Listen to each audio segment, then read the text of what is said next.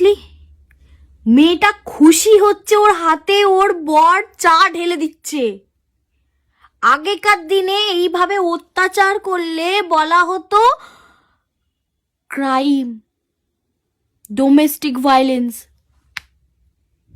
এখন মেয়েটা আনন্দ পাচ্ছে, এটা নাকি সারা জীবনের পথ চলার সাথী।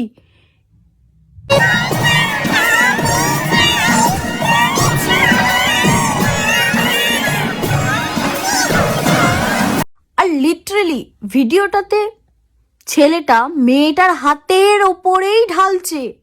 ছেলেটার হাতের ওপরেও তো ঢালতে পারতো, কিন্তু না, আগে মেয়েটার হাতের উপরে ঢালছে, তারপর ছেলেটার হাতের উপর ঢালছে।